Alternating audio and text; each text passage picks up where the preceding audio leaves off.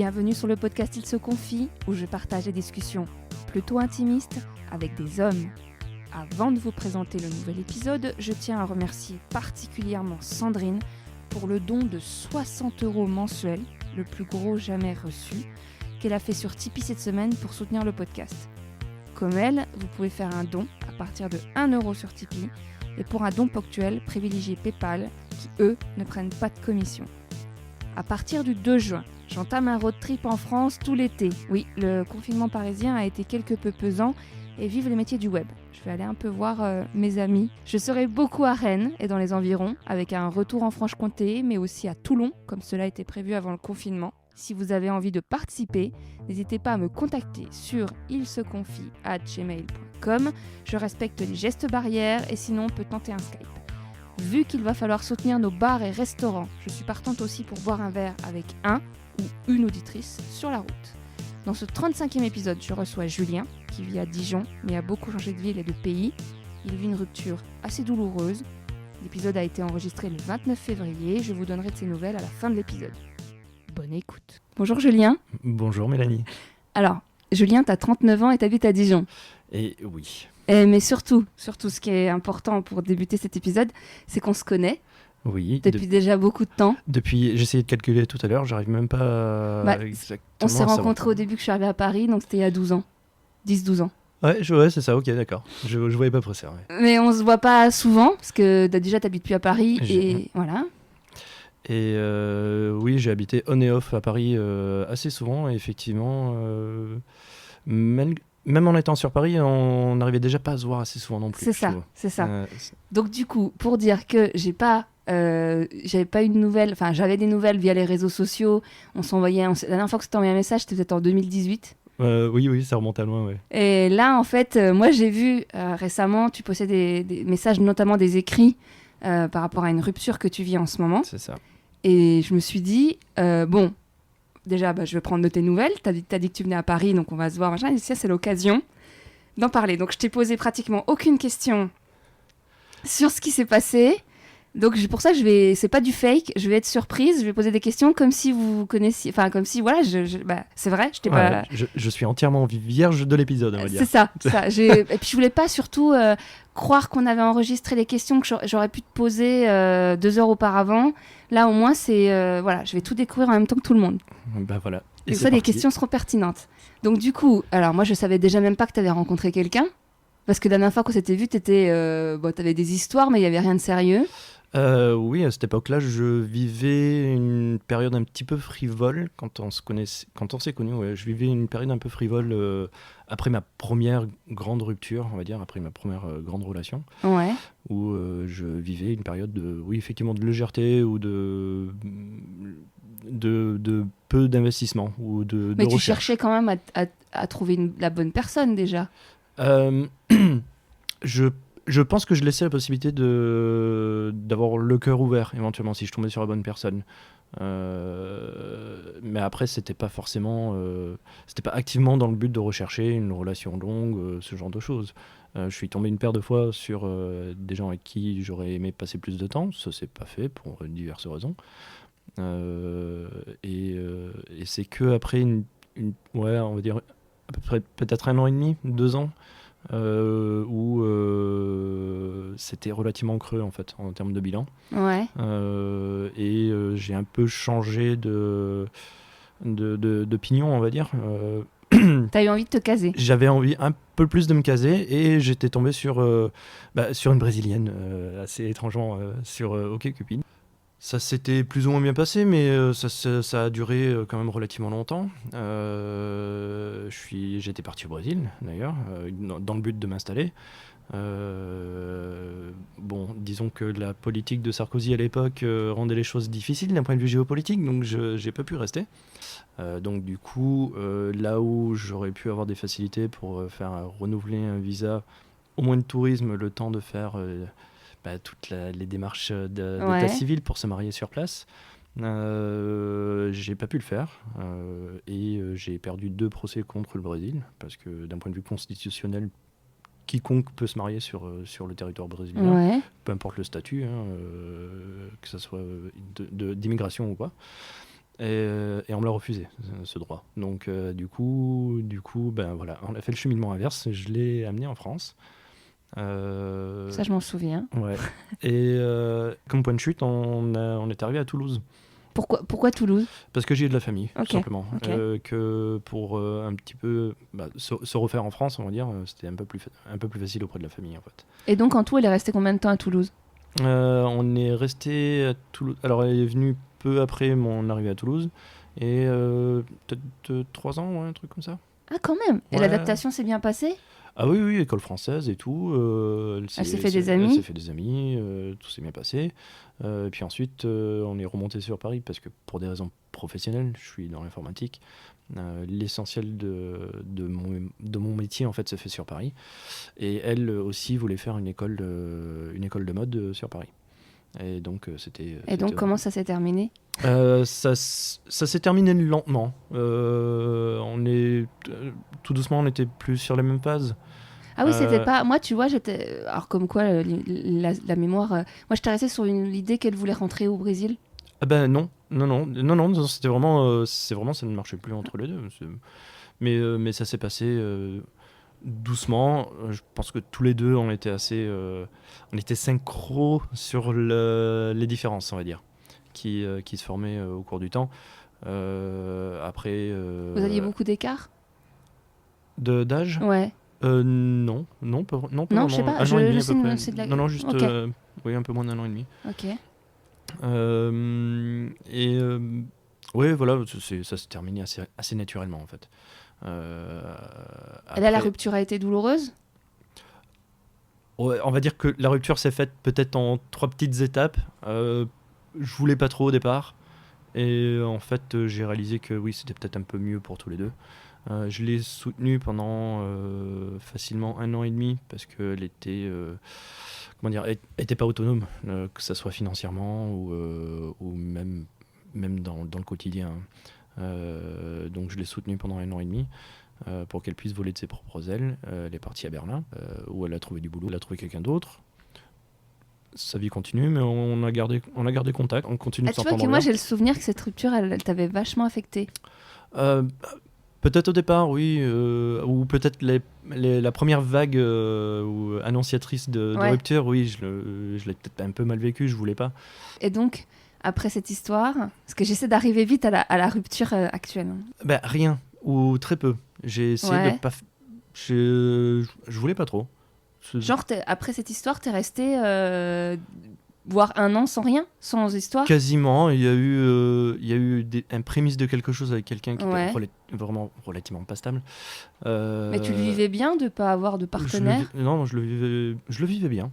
Et Ok. je le vivais bien, c'est ce qui m'a amené d'ailleurs à me dire j'arriverai à quitter Paris sans souci pour Dijon, qui est, soyons honnêtes, un petit peu moins dense. Moi, j'étais persuadée que t'étais partie dans le sud. Alors, les gens vont croire vraiment que c'est... Parce que comme je viens de la Franche-Comté, les gens vont vraiment croire que c'est fait exprès et que je t'ai trouvé là-bas. Mais non, en fait, on se connaît à Paris et t'es partie là-bas. Et curieusement, je connais un paquet de bisontins Ah bah oui. de Twitter et du milieu professionnel en plus. Ouais. Et donc, t'es partie là-bas, c'est-à-dire quand? J'ai déménagé en septembre à Dijon. Septembre 2019? C'est ça, Ok. voilà. Sauf que j'ai rencontré quelqu'un. Comment? Via un réseau social. Ok. Qui Tu veux pas dire lequel? Twitter. Ok. Non, mais parce que, en fait, c'est intéressant pour les gens qui essaient de faire des rencontres et comme quoi c'est pas Tinder, comme quoi c'est pas... Non, Voilà. je pense que les sites de rencontres sont des vecteurs de mise en relation, mais qui sont dédiés à un but quand même relativement précis. On place le curseur à précis où on veut. Twitter, c'est un vecteur un peu plus universel. Bon, faut pas mesurer forcément en termes de niveau d'intelligence qu'on y rencontre, parce qu'il y a un petit peu de tout. Oui, Facebook, comme c'est pareil. partout, hein, comme dans la rue. C'est Ouais. un vecteur comme un autre. Ouais. Voilà. Mais on arrive tout de même à créer des bulles d'affinité avec différentes personnes, soit sur alors, ça peut être le style de personne qu'on veut montrer, mais aussi le style de personne qu'on peut découvrir. Parce que, sans rentrer dans les détails, tu dis ce que tu as envie, hein, mais c'est elle qui est venue vers toi avec son tweet, c'est toi qui as envoyé un DM, ça s'est passé comment? On s'échangeait des replies un petit peu sympas, on va dire. parfois un peu Genre équivoques. avec des smileys, avec... Oui, ouais. le petit smirk, machin et tout, c'était assez rigolo. Et à un moment donné, j'avais envie que ça aille un peu plus loin. Mais vous êtes trouvés comment? C'est-à-dire, elle a vu que tu tweetais sur Dijon. Non, je pense que des communales, non, des mutuelles, non. Ah, des amis mutuels, des amis communs, voilà, des followers communs? c'est ça. Et puis je croise des fois des tweets d'autres personnes que je connaissais pas. Et puis bon, voilà, on est fini par rigoler un petit peu.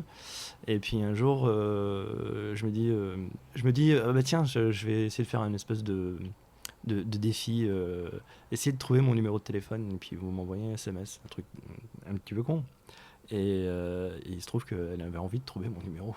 Ah, Et donc voilà, ça elle a l'a commencé. trouvé, elle t'a envoyé un texto? C'est ça. Ok, d'accord. Et donc là, tu connaissais d'elle qu'un avatar et un compte Twitter où il y avait Très quand même peu, son vrai nom sur le compte Non, il y avait non, il y avait que son pseudonyme. Hein.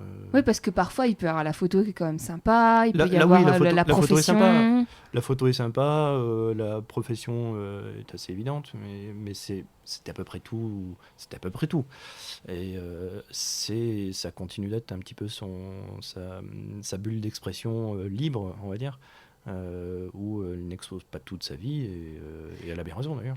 Parce que toi, là, avec MeToo, je pense à l'histoire de Benjamin Griveaux. Ça me fait penser sur le fait de la confidentialité, le fait de... Tu serais allé, toi, si t'avais pas lancé ce truc de numéro de téléphone, t'aurais osé aller vers elle toi, est-ce qu'il y a beaucoup d'hommes qui ont du mal à se positionner dans la séduction et ce qu'ils peuvent faire, les limites de trucs à envoyer Bah alors, il y a ça. De pas oser parce que ça pourrait être mal vu, et en plus de ça je suis un immense ultra timide. Je veux dire, pour lancer ça j'ai pris mon courage à 8 mains. Enfin, Après, c'est vrai qu'il y a la distance de l'écran pour les ça, timides. ça aide, et tout comme les sites de rencontres d'ailleurs. Oui. Le fait de s'isoler, oui, enfin, le fait que ce soit une isolation, ça abaisse un petit peu le niveau d'anxiété que ça génère. Mais quand même, il y a quand même une personne derrière. Et donc, du coup, voilà, quand même vachement timide. Donc, vous êtes sortis ensemble à ce moment-là, ou vous avez attendu un peu? Alors, c'est pas arrivé tout de suite, parce que de toute manière, elle est du sud de la France. Ah, elle était pas de Dijon? Ni de Paris, parce que ça, c'était en juin. J'avais pas encore déménagé. Ah, attends, moi, je suis perdue parce que tu... Ok, donc, attends. On va reprendre les choses dans l'ordre. Hein, parce que moi, Parce que tu m'as parlé de septembre, et c'est en septembre que tu as eu son numéro. Non. Enfin, que vous... Non, alors... En juin, on a fait connaissance. Ah ok, parce que c'était pas clair. On a fait connaissance en ligne. Sauf que moi, j'avais déjà programmé mon déménagement pour septembre. D'accord, moi je pensais que tout est lié. T'es arrivé, parce que dans ce que tu racontais, t'es arrivé en septembre à Dijon, et c'est là que t'as pris connaissance, tu l'as rencontré, quoi. Moi j'avais compris ça. Non. D'ailleurs, pour le moment, je ne connais aucune Dijonnaise. Ah oui. Donc ça, c'était quelques mois avant de partir à Dijon. Donc là, tu vas à Dijon. Elle est dans le sud de la France. Elle est dans le sud de la France, donc on a fait connaissance en juin. En juillet, elle débarquait à Gare de Lyon. Ok, donc à Paris, quand tu étais encore à Paris. Quand j'étais encore à Paris. Ça a été, on va dire, assez explosif en termes de sentiments des deux côtés. Et on arrivait à se voir... si le hasard faisait bien la chose, quasiment toutes les semaines. Sinon, c'était plutôt toutes les 2 à 3 semaines, parce que c'est vrai que c'est quand même pas la porte à côté. Bah oui. Et ça a été très très vite assez fusionnel. Donc t'as quand même déménagé à Dijon ? J'ai quand même déménagé à Dijon parce que c'était prévu, programmé d'un point de vue professionnel. Et donc, et avec elle, ça continue de bien se passer. Il y a eu... Vous étiez quand même dans une relation à distance ? On était quand même dans une relation à distance. Il y a... Par contre, on le vivait peut-être pas forcément à la même volumétrie. C'est-à-dire qu'elle sortait d'une relation assez longue et difficile, assez fraîchement d'ailleurs. Elle était en plein en train d'organiser sa nouvelle vie. Genre quitter le logement d'avant. Exactement. Gérer les enfants, gérer... Enfin, voilà. Et donc, excuse-moi, vous aviez le même âge ? Oui. Okay. À un an près, voilà. Grosso modo, ouais. Mais voilà. Et moi, j'étais en carence. Enfin, je le suis, je pense, éternellement. Ça, c'est un truc. Il faut que je travaille avec mon psy. Ça, on en parlera après. Voilà. J'attends qu'on arrive à la rupture et on va parler de ça. Et moi, enfin, oui, je suis en carence affective. Donc, du coup, j'exprimais certainement beaucoup plus ce que je ressentais, comparé à elle qui se cherchait encore. Alors, je dis tout ça sans lui chercher d'excuses sur la rupture. J'essaie de comprendre aussi sa position. Pas forcément évident quand moi je suis de l'autre côté de la barrière et que ça a été très difficile pour moi. Mais puis surtout on dit qu'il y a toujours 50-50 dans une histoire qui s'arrête. Peut-être. Parce que toi, même si c'est pas toi qui as choisi la séparation, c'est comment tu as choisi l'autre et à quoi il répond par rapport. Enfin, bref, on en viendra après. Ouais. Alors, tout se passait bien, enfin, sur à peu près tous les plans. Ouais. Et en fait, je pense que le plus délicat, ça a été. En fait, c'est arrivé. Disons, la rupture est arrivée assez vite, assez brutalement. Il y avait eu un petit peu des appels du pied au courant de l'automne, mais ça c'était assez. D'elle ? Ouais, d'elle, dans le sens où j'étais un peu trop présent. Mais ça, je pense que c'était le delta de rythme, en fait. Trop présent par rapport au message, par rapport à l'envie de la voir ? Les deux. Les deux, mon capitaine. Ok. Mais genre, pour quantifier par exemple les messages, c'était genre t'en envoyais des textos toute la journée ou... Non, j'en envoyais plusieurs, peut-être pas forcément toute la journée, ou j'aimais bien l'avoir au téléphone. Tu t'inquiétais si t'avais pas de nouvelles, rapidement ? Des fois, pas toujours. Non, je connaissais à peu près son rythme de travail, donc je sais qu'elle bossait, je sais que machin, bon... je savais quand est-ce qu'elle avait les enfants, qu'elle priorisait sur les gosses, ce qui est normal. Donc voilà, j'ai essayé de lui laisser autant de place que nécessaire, peut-être pas assez, c'est tout. Après, voilà. Ça allait quand même mieux, puisque pour la Noël, etc. et tout, on s'envoyait des cadeaux. Vous n'avez pas passé Noël ensemble, du coup, à cause des enfants ? Alors non, et c'était aussi encore avant son réaménagement dans son propre appartement, etc. Qui me mène justement là où ça a commencé à dégringoler. En gros, tout allait bien jusqu'au tout début janvier, où on se disait encore je t'aime, où on prévoyait des vacances ensemble avec les enfants. Et en fait, il s'est passé tout simplement le premier week-end où elle a été seule dans son nouveau chez elle. Ce qui a dû d'un coup lui donner plein de place pour réfléchir où elle en était elle, ce dont elle avait besoin peut-être. À ce jour, j'ai pas réellement de réponse. Peut-être qu'elle en a pas à me donner non plus encore, parce que elle sait pas. Mais elle t'a dit quoi du coup ? Ça s'est passé comment ? Elle m'a dit en gros, je lui avais demandé quand est-ce que je pourrais descendre la voir. Alors qu'on s'était vu quelques jours avant, tout début janvier. Je faisais un aller-retour entre Troyes et Toulouse, donc j'avais fait un crochet par chez elle, tant à l'aller. Et comme c'était sur la route, on s'était vu juste une paire d'heures. Et sur le retour, j'ai passé 2-3 jours dans son nouvel appartement avec elle. Bon, elle travaillait, mais elle avait quand même du temps dans la journée. Donc quelques jours après, je lui demande quand est-ce que je pourrais descendre, et là elle me dit je sais pas, j'ai besoin de temps. Et pour moi déjà là, ça a été le début de la fin en fait. Mais là du coup, quand elle t'a dit j'ai besoin de temps, elle t'a rien dit d'autre, elle t'a dit donne-moi du temps. C'est ça, c'était vraiment en suspens, hein. Enfin, tant pour elle que pour moi. À demi-mot, j'ai eu confirmation que c'était pas vraiment une rupture. Mais voilà, donc j'ai fermé ma gueule. J'ai rien dit. T'as pris tes distances ? J'ai voulu lui donner de la place, du temps. avec l'handicap que j'ai, peut-être que j'en laisse toujours pas assez, je sais pas, mais j'avais rien dit pendant plusieurs jours. Hein. Et en même temps, ça m'effraie de rien dire parce que du coup, c'est disparaître du paysage. Donc du coup, Après, ça peut être aussi créer le manque. il y avait de ça. Et mais voilà. Après, je trouve que, enfin, moi, de mon vécu, enfin, je trouve que c'est un bon test pour voir, toi, quand l'autre est habitué à avoir de nos nouvelles, etc., et qui se dit justement, là, je sais plus trop où j'en suis, machin.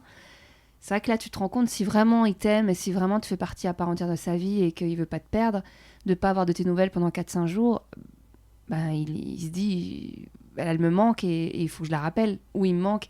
Donc, je trouve que c'est un bon test dans une histoire. Ouais, ben là, Non. non. Ouais, non, bah, je me doute bien. Et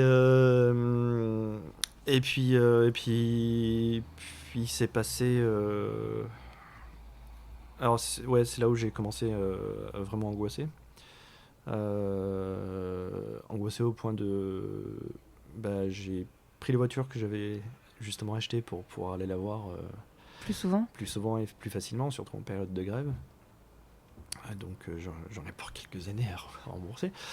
Enfin, tu Euh, l'avais pas pris que pour elle non plus. Tu l'avais pris Non, pour toi aussi. en fait, oui, pour moi, j'avais fait les calculs pour que ça vaille vraiment le coup, en fait. Et ça valait vraiment le coup, voilà. Mais c'était quand même principalement dans cette optique-là. Hein. Hmm. Et, et pour dire à quel point elle y croyait aussi, c'est que il n'y a pas eu de veto à aucun moment. Mais elle, ça l'engageait pas en soi. C'est ta voiture à toi. Je veux dire, elle y mettait pas des billes, entre guillemets. Non, elle y mettait pas des billes, mais elle a réellement un bon fond et elle m'aurait pas laissé faire si elle prévoyait de me larguer. Oui, après, c'est Tu vrai vois. qu'il y a souvent des personnes qui disent je Mais savais pas que j'allais le quitter ou la quitter une elle, semaine elle, avant. et je pense que si on lui repose la question aujourd'hui, elle le dira, elle y croyait vraiment. Elle m'a présenté ses parents. Et bon, du coup, là, on est en début mars. Donc, ça fait quoi? Presque 2 mois que c'est terminé. J'ai pas encore tout explicité Ah, dans vas-y. la fin, on va Parce dire. que je voulais rebondir sur autre chose. Parce que alors, il y a eu ce je ne sais plus, et ce qui a commencé à me faire paniquer. Hein. J'ai pris la voiture, je suis allé voir. J'ai commencé à faire un peu la tournée des Grands-Ducs, tous mes anciens amis. Je suis descendu 2 fois dans le Var, où j'avais habité très longtemps. Euh, j'ai pu reconnecter avec beaucoup de monde. Je pense que j'ai fait ça dans le but de réaliser d'où je viens, en fait, de ce que j'ai pu vivre, malheureusement aussi, mais assez riche. Et j'avais besoin de reconnecter avec des gens parce que, dans un sens, je suis un peu isolé à Dijon, j'y connais personne. Et puis, c'est des gens avec qui je sais pertinemment, même si je les ai pas vus en 10 ans, où je pouvais je pouvais trouver du réconfort et de la réassurance. Et ça a commencé là où j'en avais vraiment besoin, en fait. Et puis, donc après ce fameux week-end de sol, elle a commencé à sortir. Et Comment tu le savais? elle le disait. Sur Twitter? Oui, mais c'est très bien. Enfin, moi, Enfin, ok. Ouais, ouais. moi, je suis tout pour. Non, c'est pour savoir si vous étiez quand même en contact et qu'elle te le disait. Et là, c'est autre chose, tu vois. Non, non. Je découvre des choses à part. Et du coup, par réflexe, tu l'as pas bloqué, t'as pas dit je vais la masquer, je vais. J'aurais dû, c'est ce que m'a conseillé le psychiatre. mais non, j'ai pour elle un amour qui transcendra toutes les douleurs que j'ai. C'est juste que c'est un amour qui va évoluer dans le temps, enfin, qui a déjà nettement évolué, on va dire, différemment. Et depuis peu, il s'apaise. Mais voilà, donc, pour en revenir donc à ce... Donc elle sort, ce qui est normal. Et j'angoisse d'autant plus. Parce que j'ai une intuition un petit peu étrangement efficace. Et je sentais un truc qui allait pas, en fait. Et il s'est passé quelques jours où elle m'annonce que, en fait, elle avait de l'attirance pour quelqu'un d'autre. Et je peux l'entendre dans un sens, parce que j'ai été un petit peu à sa place il y a longtemps de ça. qu'elle a besoin de légèreté, alors pas de légèreté, elle a besoin de temps pour elle, libre de tout, libre de quelqu'un d'autre, parce qu'elle sort d'une relation qui a été compliquée aussi. Se relancer dans une autre, c'est peut-être un petit peu pas évident. Et j'ai envie de me dire que dans le même temps, j'étais un petit peu loin. Le temps de déménager dans le sud, ça aurait pris quand même du temps. Donc... tu te trouves, Hein tu te trouves peut-être des... Arrête de te culpabiliser. Enfin, non, je suis pas psy, hein, mais tu te culpabilises peut-être à mauvais... Comment on peut dire. Enfin, il n'y a pas de raison... C'est elle qui choisit. C'est-à-dire qu'à la base, elle savait les cartes, elle avait les cartes en main, donc elle a choisi de jouer. C'est pas de ta faute. À l'inverse, elle t'a demandé d'entrée de jeu de la distance. Donc, toi, quand t'es revenu et qu'elle t'a dit, la première fois qu'elle t'a dit, là, je sais pas quand c'est que tu reviens, alors tu penses qu'elle l'avait déjà croisée, cette personne ? Non, je crois pas. Bah, je pense qu'elle aurait été beaucoup plus... alors, je lui reprocherai jamais le fond du besoin de temps pour elle. Peut-être la forme. Bon, on m'a déjà dit, il n'y a pas de meilleure façon de quitter quelqu'un. Il n'y a jamais une bonne façon... Enfin, c'est ce qu'on l'a déjà dit plusieurs fois dans le podcast, c'est qu'en fait, ça fait toujours mal, en fait, quand l'autre s'y attend pas. Oui, dans le même SMS, parce que c'était par SMS. Ah oui, en plus. Alors, techniquement, elle pouvait pas m'appeler sur le coup, hein, donc pour des raisons professionnelles. Ok. Elle avait pas l'occasion de m'appeler. Vraiment, elle avait pas l'occasion de m'appeler, donc... Mais elle pouvait pas attendre le soir de te dire, de te répondre plus tard dans la soirée, non plus. Avec ses enfants. Bah une fois qu'ils sont au lit. Non, je sais pas, non, tu sais, parce que j'essaie de trouver je... les excuses que les gens trouvent pour larguer par texto, entre guillemets, tu vois. Non, je pense réellement que... Bon, si elle aurait peut-être pu, en faisant un gros effort, trouver un moyen de m'appeler. Mais bon.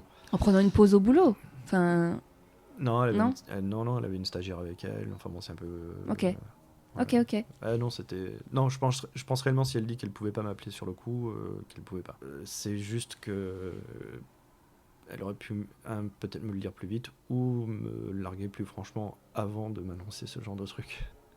Parce que là, du coup, en l'espace de un peu plus de 2 semaines, on est passé de l'étape des je t'aime des je t'aime à je sais pas et je veux voir quelqu'un d'autre. Et c'est une sacrée dégringolade parce que en termes de niveau de douleur, je pense que ça se situe pas loin du décès de ma mère. De l'abandon. Non, c'est une forme d'abandon. Oui, c'est un abandon en psy. Ouais, ça me fait aussi mal que ça. Ouais, c'est des blessures qui sont répétées, qui se rejouent. Et du coup, qu'est-ce qui fait que ça t'a amené à aller voir là, parce que t'as vu un psychiatre, tu m'as dit. Quand j'ai commencé mes crises de panique, ça a été peut-être après mon deuxième retour de Toulon.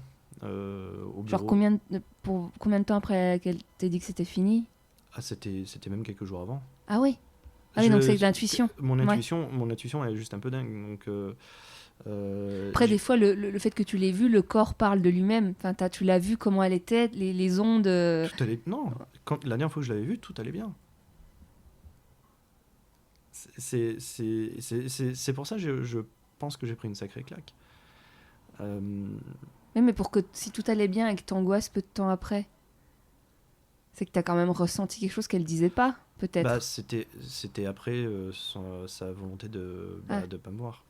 Oui, donc... Et c'est là où tout a évolué. Tout a commencé à dégringoler, enfin en tout cas pour moi. J'étais en larmes au bureau. J'étais en train de m'écrouler. Hein. Tu mangeais plus, tout ça ? Je mangeais déjà plus, je dormais déjà plus depuis plusieurs jours. Et à défaut de savoir exactement où aller, je me suis rendu aux urgences psychiatriques. Carrément de toi-même, comme ça ? Ouais. Waouh. Bon, ils m'ont dit que je suis pas un capsi, hein, parce que je faisais une réaction à quelque chose d'assez difficile. À une émotion. Mais ils m'ont dit que la démarche était très bonne, quand même. Et voilà, donc bon, ça a été parti pour un peu de Xanax. Rendez-vous au CMP pour organiser un petit peu un suivi plus efficace, plus correct. Alors, pour ceux qui ne savent pas, le CMP, c'est un centre médico-psychologique. C'est ça. Et pour le coup, c'est remboursé, c'est ça? Oui. C'est pas cher, enfin c'est gratuit. Ça fait partie du service public. T'as pas eu envie d'aller voir une personne que tu as choisie et que tu payes? Alors, je le fais maintenant, Ouais. parce que le problème avec les CMP, c'est que justement, comme ils sont entièrement couverts par la Sécu, ils sont archi blindés à 6 mois. Ouais. C'était surtout en fait pour faire un premier triage. Déjà, voir si j'étais en risque pour moi-même, parce que je suis pas forcément je suis pas forcément à la meilleure place pour estimer si je suis si je peux être en danger ou pas. C'est hyper intelligent. C'est Sous le coup de malgré la peine. Oui, parce que peut-être que quelque part je me dis que j'ai encore quelque chose à donner, donc j'ai pas envie d'en rester là, quoi. Et ça, c'était quand alors du coup le CMP? C'était il y a combien de temps? C'était mi-janvier. Ouais, mais peu de temps après. Ouais. Non, oui, c'est ça, ouais, deuxième tiers de janvier, ouais. Et donc là, t'as réussi à avoir un psy au bout de combien de temps? Donc j'ai vu quasiment, extrêmement vite le psy du CMP. Un psychiatre? Alors non, psychologue. Ouais. Psychiatre, j'avais vu à l'hôpital. Ouais. Qui m'ont réorienté sur un psychiatre et un psychologue du secteur privé. Et pourquoi un psychiatre et un psychologue en même temps? Alors parce que j'avais quand même besoin d'arriver à dormir. Le Xanax ne suffisant pas, il m'a prescrit des trucs un peu plus costauds. Dormir, manger, parce que j'ai perdu 8 kilos en quelques semaines. Dormir parce que j'avais besoin de dormir. Ouais. Et puis c'est réparateur. Hein? C'est réparateur, le sommeil. Oui, je pense que ça m'a fait une bonne cure de sommeil. Parce que les nerfs lâchent quand tu dors pas. Oui, il y a de ça. Ça a dû y jouer, oui. Donc voilà, j'ai pris le pli de me prendre en main. Précédemment, t'avais pas du tout fait dans ta vie de thérapie, vu de psy, jamais?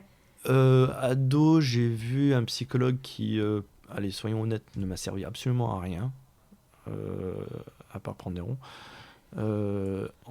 Ils sont généralement très bons. Là, je pense que c'était pas vraiment le truc, quoi.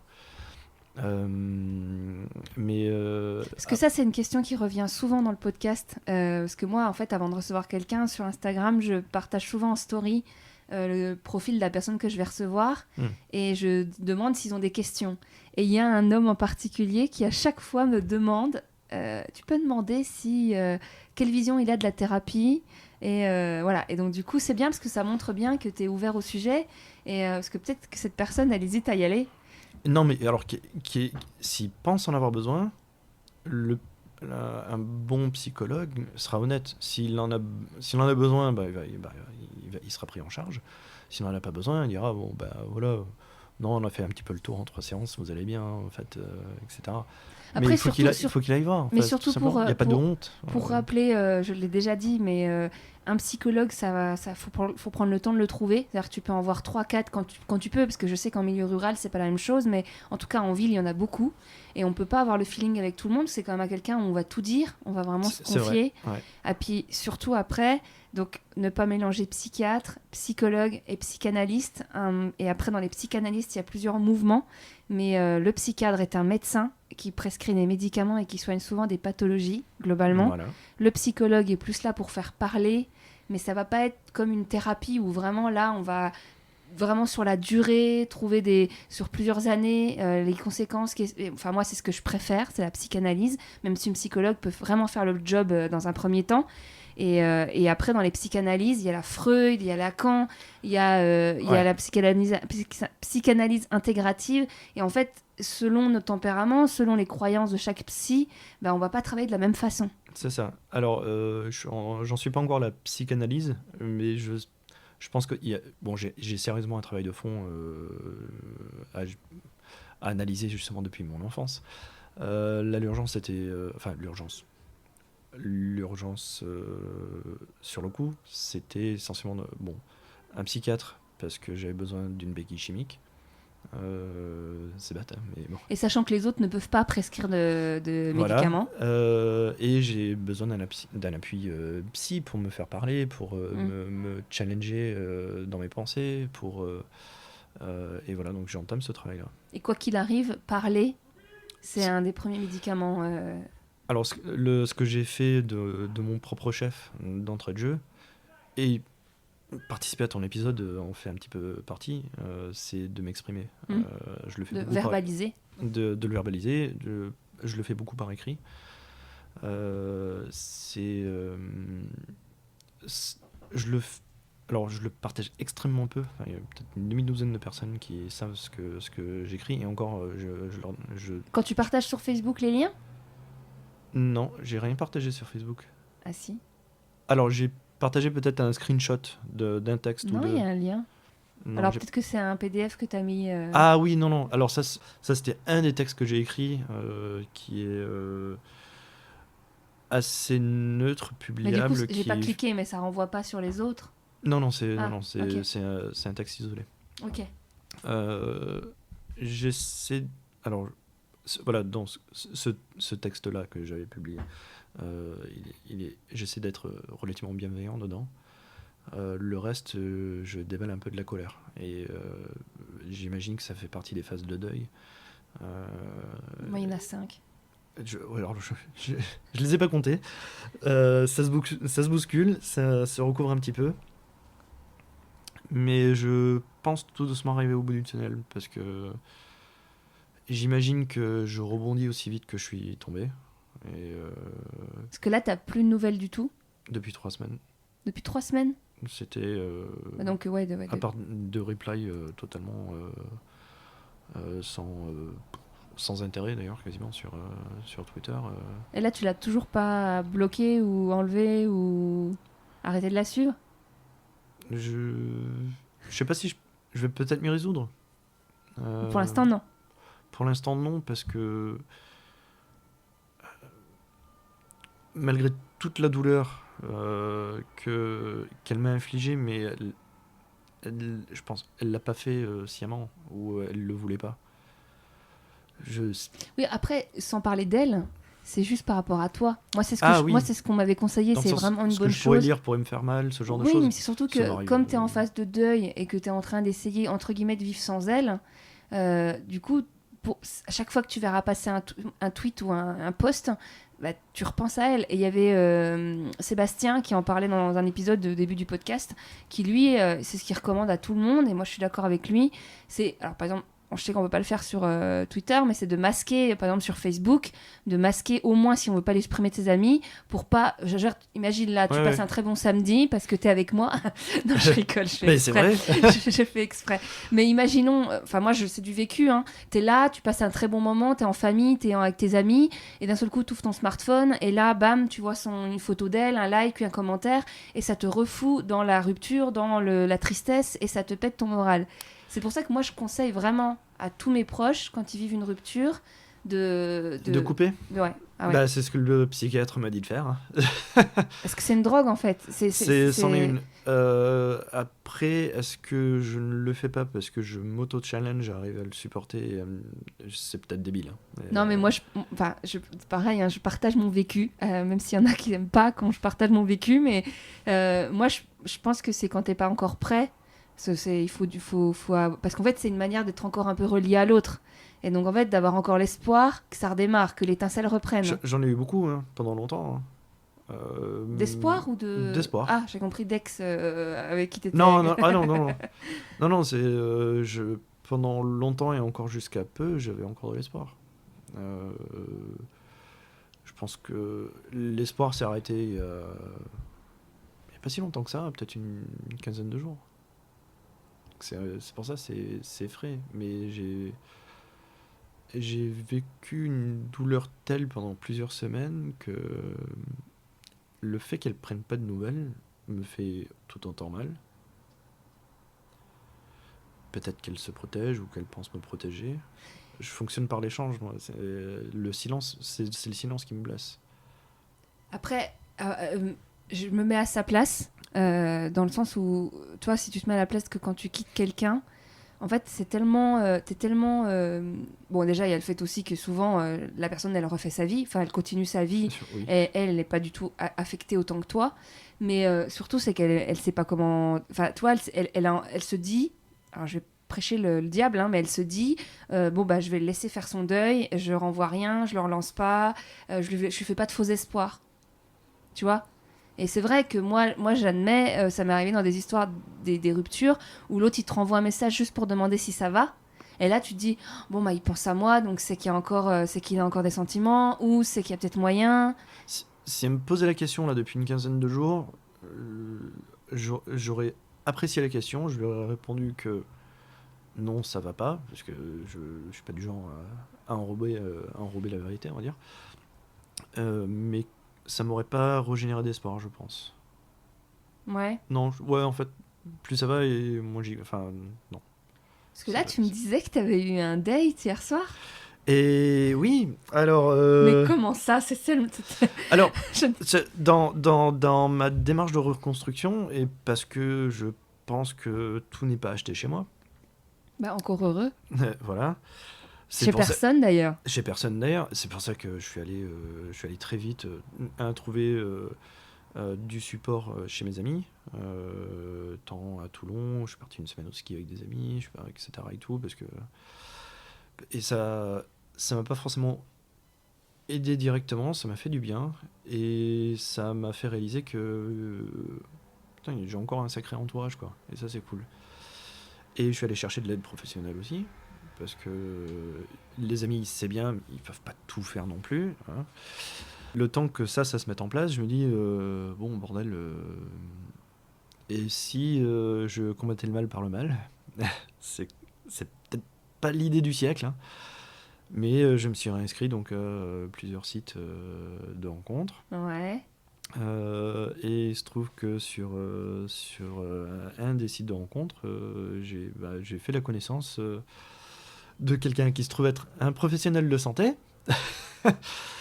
Et que j'ai rencontré hier soir un petit peu au pied levé parce que c'était pas prévu qu'on soit dans la même ville. C'était bien une appli? Ouais.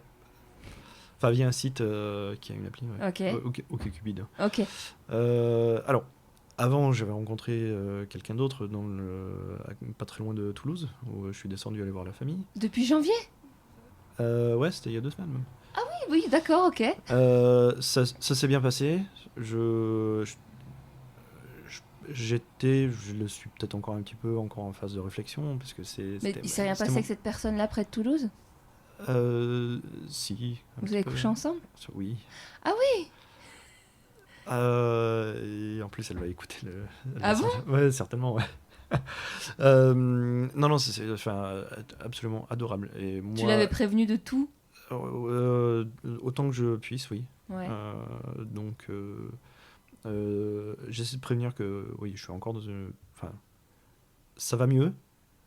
Même déjà, ça évolue assez vite, donc ça va nettement mieux déjà depuis.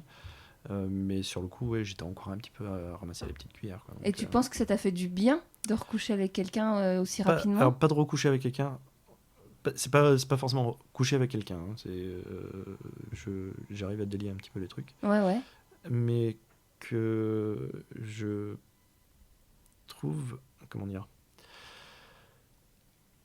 Que je déclenche encore de l'intérêt chez l'autre. Ouais, tu viens soigner ta blessure narcissique. Non. C'est un ensemble. Il y a de ça, et que je sois capable de m'intéresser à quelqu'un d'autre. Et c'est surtout ça dont j'avais peur. Moi, c'est une réflexion. Que je sois incapable de me réouvrir. Mais c'est tellement récent, c'est tellement frais.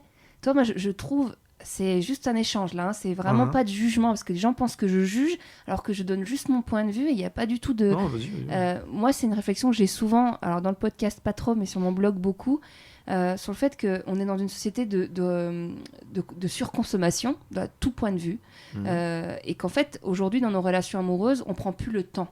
C'est-à-dire, on prend plus le temps de faire un deuil, on prend plus le temps de se séduire, on prend plus le temps de s'attendre, on prend plus le temps de faire les choses. Et je trouve, et c'est pas du tout, t'es pas un cas isolé, au contraire, moi c'est la majorité de ce que je vois autour de moi, et moi je suis un peu en contre ça. Enfin, je vis à l'opposé de ça.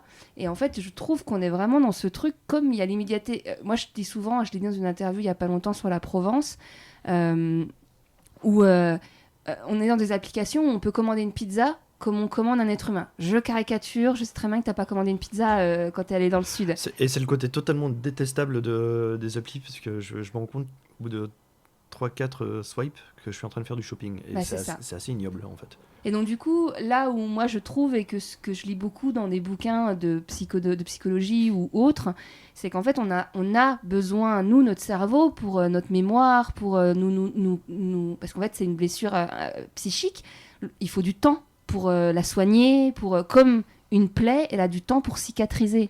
Et en fait, si direct tu t'es ouvert la cuisse et que tu remontes à cheval, bah, tu prends le risque à nouveau, et voire de jamais cicatriser correctement. C'est ça. Alors, peut-être que j'espère qu'elle le prendra pas comme ça, parce que je l'ai un peu prévenue.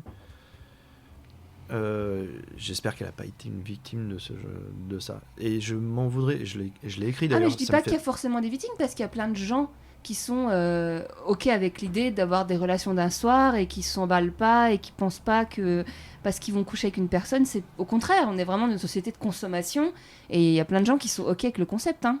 Alors oui, mais enfin c'est pas comme ça que je voulais voir en tout cas.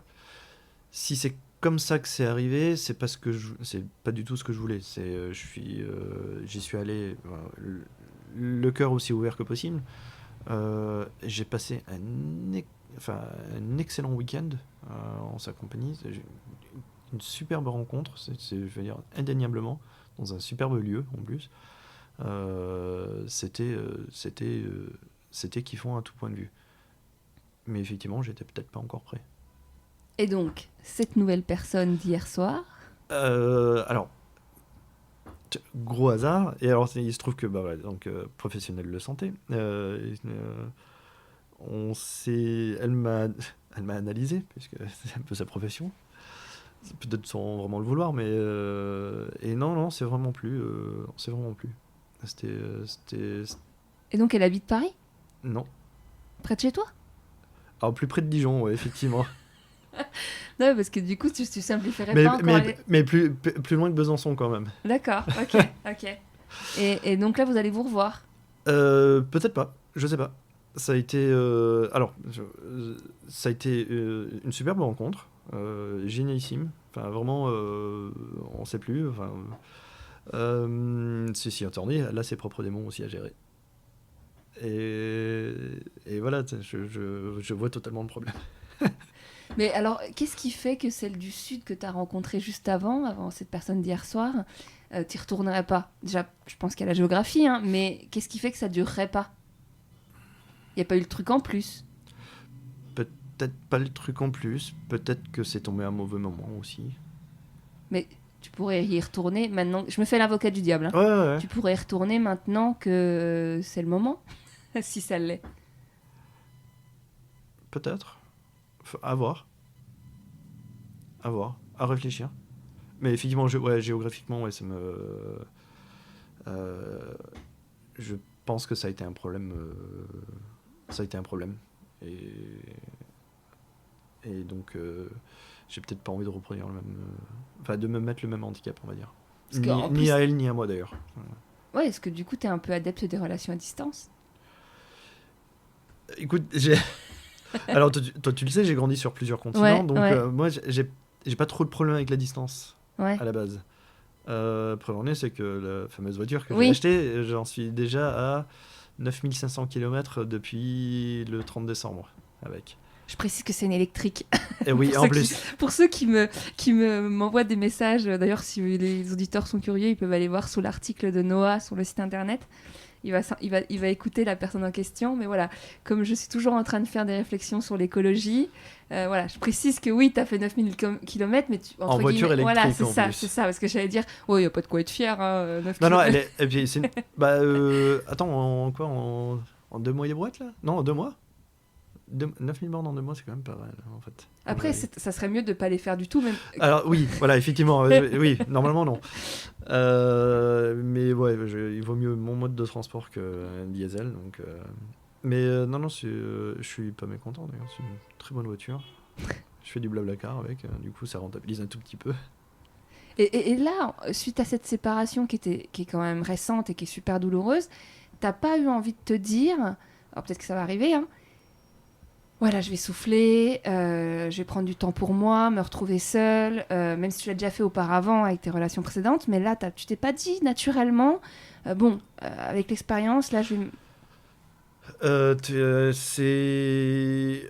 Je sais pas. Ou alors, est-ce que la douleur extrême a pas exacerbé l'envie alors, l'envie de continuer à vivre quelque chose? Est-ce que tu vas pas toujours être en recherche de cette histoire-là mais qui sera jamais là, puisque ce sera une nouvelle histoire, en fait? Je fais de la psychologie de comptoir. Hein. Ouais, si c'est une autre histoire, mais que c'en est toujours une. Tu vois ce que je veux dire? Oui, Ça, on réfléchit à voix haute, ouais, là, mais... ouais. Ça, et puis en même temps, voilà, j'ai été un queutard à une époque. Et j'ai pas envie de refaire la même chose. Donc, je veux que ce soit quelqu'un avec qui j'ai envie de passer du temps avec. De la connaître. Déjà de la découvrir, de la connaître. Alors évidemment, on découvre quelqu'un souvent sous la couette, hein, quand même. Enfin, ça commence beaucoup avec ça. Et j'ai rien contre, je suis pas fait de bois. Hein, Quand tu dis que tard, t'étais que tard, c'est-à-dire genre tu collectionnais les meufs tous les week-ends, plusieurs par semaine Non, c'était plutôt un rythme de toutes les semaines, toutes les 2 semaines, on va dire. Pendant plusieurs années? Non, ça a duré 1 an et demi. C'était la période. Oui, je m'en souviens. C'est pour ça. Ah, oui, tu t'en souviens. Ouais. Du coup, t'avais un. Et tu vois, j'ai blessé du monde à l'époque. Et t'avais un aussi, fichier Excel, t'avais un. Non. Mais tu t'attachais pas. Il n'y en avait jamais une qui sortait du lot où tu te disais. J'ai eu quelques fois où je me suis attaché. Oui, quelques fois je me suis attaché. Quelques fois, c'était des personnes qui m'ont donné envie d'aller un tout petit peu plus loin. Ouais. Mais sur le coup, ouais, ça n'a jamais été dans cette recherche-là. C'était un petit peu par hasard, quoi. Et là, à l'aube de tes 40 ans, c'est combien de temps la plus longue relation que tu as eue? De tout temps? Ouais. J'ai eu 2 relations de 7 ans. Ah, quand même. Et là, de 7 mois. Ah, le 7. Oui, hein c'est pas un chiffre porte-bonheur, pour le coup. Bah, qui sait si ça t'emmène après vers la bonne. Écoute, hein voilà, si je tombe sur quelqu'un où je suis avec jusqu'à mes 77 ans, va savoir, bah voilà. Et en parlant de durée de couple et d'engagement, le faire des enfants, c'est quelque chose que tu penses beaucoup, tu te mets la pression, tu ressens la pression? Plus maintenant. Enfin, plus maintenant. J'en aurais voulu avec la brésilienne. Elle n'en voulait pas parce qu'elle avait peur pour des questions de maladie, en fait, génétique. À partir de là, j'ai commencé à me faire à l'idée que j'en aurais pas. Ah ouais? Voilà. Mais ça te cherche pas du tout quand tu vois tes potes en père ou que tu vois des enfants, tu te dis pas tiens j'aimerais bien avoir le mien? Non, je suis très heureux pour eux. Ouais. Mais j'en ressens pas forcément le manque. Et là, j'étais parti pour m'engager avec quelqu'un qui n'en voulait pas d'autres. Qui n'en voulait pas d'autres, mais qui m'aurait... Alors, c'est pas mes enfants, mais qui m'aurait quand même apporté des enfants où j'aurais aimé un rôle à jouer. Et pour moi, c'est vachement gratifiant quand même. Toi, parce que par exemple, il y avait Jean-François qui disait, moi, je savais que je voulais des enfants depuis toujours, parce que je voulais laisser une trace de mon passage. Ah non, réfléchir comme ça me... Non, mais j'ai eu cette réflexion-là pendant un temps, c'est d'avoir une continuité, machin. Et puis t'as aussi la pression parentale derrière. Ouais, t'es le dernier, vous êtes plus que 2 à perpétuer le nom dans la famille. Franchement, c'est un patronyme, on s'en tape un peu, quoi. Ouais, donc tu te mets pas la pression. Tu vois, parce qu'on pourrait croire que comme tu ressors vite avec des femmes, tu pourrais vite vouloir... Non, ça n'a pas de lien. Non, aucun lien. Ok. Non. Si j'en ai, je serais vachement heureux, mais ça va.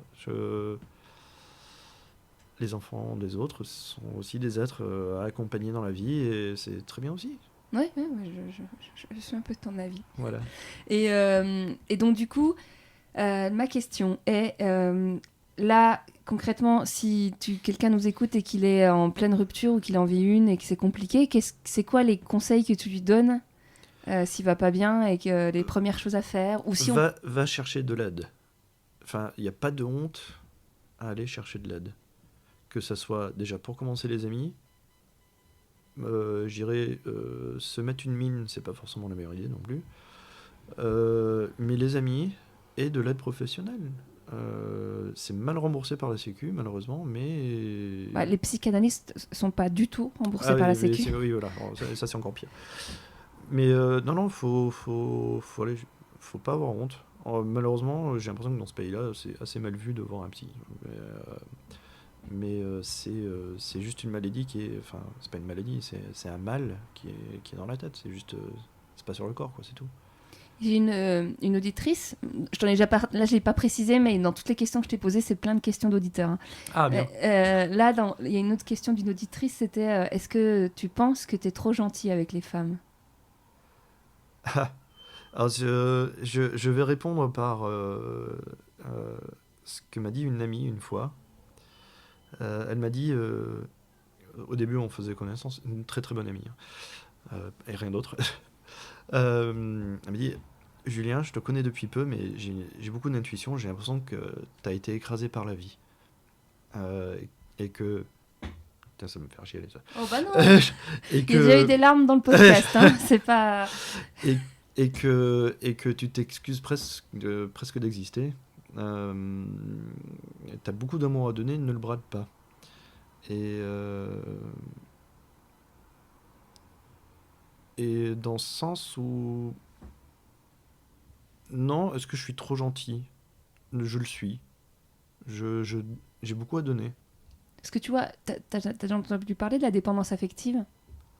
Ah bah, je suis encore en carence de dépendance affective. Non mais parce que tu vois, quand t'es tellement, comme tu le disais, hein, que tu l'as identifié, que t'es tellement en demande d'affection, de reconnaissance et de câlin et de tout ça, qu'en fait, toi, t'en donnes énormément pour espérer avoir la même chose en retour. Alors, curieusement, c'est parce que je pense que j'ai juste besoin d'en donner beaucoup. Mais il me faut un récipiendaire. Parce que dans une relation équilibrée, on peut pas juste donner, il faut aussi recevoir. Oui, il faut en recevoir. Mais j'aurais plutôt tendance à donner au décuple de ce que je reçois, en fait. Et sans que ça me pose problème. Et ça, tu penses pas que ça puisse faire peur à des personnes peut-être. Qui sont pas justement qui ont une vie totalement différente, ou qui en ont trop eu et du pas très sain, parfois. Oui, ça fait peut-être partie des choses qui lui allaient pas, qui l'ont effrayé, et que... voilà. Et, mais je saurais pas faire autrement. Si, ça se travaille. Oui. Non, mais dans l'idéal, c'est de trouver quelqu'un qui est autant, qui réceptionne à sa juste valeur ce que tu lui envoies. Un des problèmes de beaucoup de personnes, c'est de se mettre en couple pas avec les bonnes personnes, c'est de se dépêcher de se mettre en couple pour être en couple ou pour pas être seul, mais au final, t'as pas choisi de bon cheval, tu vois. Ouais. Non, mais c'est vrai, c'est... Oui, mais aussi, ça se trouve, on s'était bien trouvé, hein. C'était juste trouvé à des mauvais moments de nos vies. Ne se prononce pas. Oui. Et c'est pas grave, c'est la vie continue. Heureusement. Ouais, mais il m'a fallu un petit moment. Tu penses que t'aurais pu mettre fin à tes jours ? Ça m'a traversé. Ouais. J'y ai pensé, ouais. Alors, c'est très fugace, hein, comme pensée, mais ouais. Et c'est pas drôle. Hein. Ah bah non, Et ça m'a fait peur. Et ouais. C'est pour ça que que tu veux voir quelqu'un et que tu t'es pas... Ouais, mais c'est... Et dans un sujet un peu plus... Ben non, en fait, il y a eu un premier Julien. Donc, il y a Julien qui a beaucoup marqué les esprits parce que Julien, il ne sort qu'avec des femmes qui ont moins de 30 ans, voire moins de 25 ans. Il en a 40. Et on le commente encore aujourd'hui. Et toi, l'âge des femmes, c'est un sujet ou pas? Est-ce que tu te verrais être avec une femme plus âgée ou très jeune? Non, c'est une question d'état d'esprit, peut-être De personne? oui, c'est pas trop sur l'âge. Ta Alors oui, fourchette? évidemment, il y a peut-être l'attirance physique qui va y jouer, et l'âge joue à un moment donné sur le physique. Après, il y a des grandes quadras qui ont l'air d'avoir 35 ans, et comme il y a des nanas de 35 qui ont l'air d'en avoir 45, enfin la moyenne de 45. Mais t'as Donc, mis quelle fourchette sur OkCupid, par exemple? je crois que j'ai mis 34 à 45 ou un truc comme ça. Ah, t'as pas mis genre 25, 28 Non, oh non. Pourquoi? Bah, Je pense de delta culturel ou delta d'intérêt. Quoique, peut-être que je loupe des perles rares qui auraient 28 ans. Mais C'est bien, ça casse les clichés. Moi, j'avais l'impression, selon les stats, que vous étiez beaucoup à mettre genre entre 20 et 35 ans. non, ouais, non, de mémoire, j'ai mis un truc genre 32 ou 34 à 45. Ok. Oui, parce que je connais des gens extrêmement bien qui ont 44 ans, donc Oui, mais c'est des questions purement objectives. Il y a et pas de... techniquement j'en ai presque 40, donc bon, hein, je vais pas me j'arrive dans la décennie, enfin dans la dizaine d'après, hein, il va falloir que je m'y intéresse, on va dire. Et donc on va arriver à 2-3 questions un peu plus légères, à moins que tu veuilles continuer sur la rupture et t'aies des choses à ajouter. Euh, Disons que ouais, alors on me l'a toujours dit, hein, d'ailleurs, j'ai une capacité à rebondir qui est assez dingue. Sauf que quand c'est soi-même qui est en chute libre, il faut vraiment avoir tapé le fond en fait pour pardon, toucher le fond. J'ai pas relevé, hein. J'ai pas voulu faire de l'humour, le sujet était grave. Oui, donc Ouais, il faut avoir touché le fond. pour rebondir et réaliser qu'on est en train de rebondir. Et puis aussi dans les yeux des autres. C'est aussi pour ça que j'en discute avec mes amis, etc. C'est eux-mêmes qui me disaient, mais en fait, ce que tu es en train de faire, c'est quand même vachement costaud. Sauf que je le réalisais pas, en fait, sur le coup. Euh, donc je me dis que ouais, ça me rassure dans ma démarche, en tout cas. Mais ouais. Tu vas rester Ça- à Dijon? Alors, pas trop. Non, Si bah alors tu on m'en- n'en parle pas. Non, on n'en parle Non, pas. non, à terme, j'y resterai pas. Ça, j'ai Tu te verrais revivre à Paris?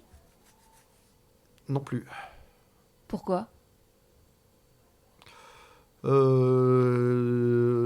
Je crois que les hivers me fatiguent un petit peu. Non, je suis redescendu là dans le Var il y a plusieurs fois là, ces derniers temps. C'est une région qui me manque. Enfin, tout le pourtour méditerranéen me manque en fait. Euh, Pas uniquement pour celles avec qui j'ai rompu, mais parce que oui, j'ai quand même pas mal d'attaches de façon générale. Et ouais. Ok. Et pour les questions plus récurrentes, Vas-y. alors, est-ce que toi, ça te dérange de faire l'amour quand la femme a ses règles? Bah, non, pas particulièrement. Enfin, non. Non, ben voilà, c'est tout. Il y a des gens que Ouais. ça rebute, il y a des hommes que ça rebute, ou des femmes hein, qui veulent Il y pas. a, ouais, alors je dirais que mes qualités linguistiques sont un peu, Bah oui. ça c'est un peu plus compliqué. À moins d'avoir Après, un côté un peu Twilight. voilà. Cela étant, j'ai eu, des amis qui, ça leur posait pas problème de faire autrement aussi. Ah oui, oui. Voilà. Mais il y en a qui... C'est pas tous les jours. Enfin, c'est pas tout le monde. Mais ouais, c'est sympa aussi. Enfin, ça te bloque pas. Non, T'es pas contre. non, non. Et donc, on en arrive à les deux questions, vraiment, depuis le début, pratiquement. La pilosité. Toi, est-ce que ça a déjà été un complexe pour toi, tes poils? Genre à la Chez moi ou chez les autres? Chez toi déjà. Alors je me rase, c'est devenu une habitude. Mais genre que le maillot ou un peu partout? Ah, le pubis et tout, enfin... Les jambes, les aisselles? Non, les non. aisselles? Non. Ok, non mais... L'interfessier? Il faudrait peut-être que je regarde si j'ai un petit... Non, je déconne. Non. Non, c'est vraiment... c'est... Juste le maillot. Oui, c'est ça, le maillot. Oui. Ok. Enfin, on dit le maillot, mais oui, enfin, le sexe, quoi. C'est ça. Tu fais comment? J'ai la tondeuse Philips. Spéciale.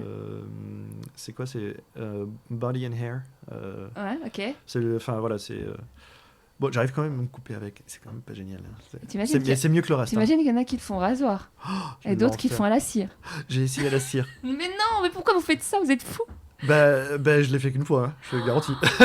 Bon, en même temps, il y a plein de femmes qui le font à la cire, hein, donc... Vous avez bien du courage. Et les femmes, elles, la pilosité, le fait qu'une femme s'épile pas, les aisselles, les jambes. Je pense que je me suis beaucoup habitué aux aisselles rasées, mais plus par habitude. Donc, du coup, j'ai peut-être un petit peu du mal avec les aisselles pas rasées. Ouais, si tu couches avec une femme, là, et vous êtes grave envie l'un de l'autre, elle enlève son t-shirt, et là, tu découvres qu'elle a ses aisselles au naturel. Ça pourrait... Mais en fait, non, si je réfléchis, c'est peut-être pas si gênant que ça, en fait. Après, ça dépend, en tant que c'est pas... Enfin, voilà. Ah bah, il n'y a pas de bonne réponse. Je sais... Enfin... je crois que j'ai jamais connu une nana qui se rasait pas les aisselles, donc du coup, je sais pas trop ce que ça donne en termes de pilosité, d'ailleurs. Puis les jambes? Les jambes, jusqu'à un certain point, ça me gêne pas trop les poils. Et enfin, je m'en souviens, je me suis pas rasé, machin et tout. Non, mais ça va. Puis le maillot? Alors, j'aime bien quand c'est rasé, ça me gêne pas quand ça l'est pas. Rasé, c'est plus intégral ou juste entretenu? Bon, si c'est entretenu, c'est quand même sympa. Mais... Entretenu, ouais. Alors, j'aime bien intégral. Entretenu, j'aime bien aussi. Mais j'ai passé 7 ans avec quelqu'un qui se rasait absolument pas, donc tu vois, c'est... Et donc là, bah, j'ai un peu ma réponse, mais je la pose quand même. La dernière fois que t'as pleuré?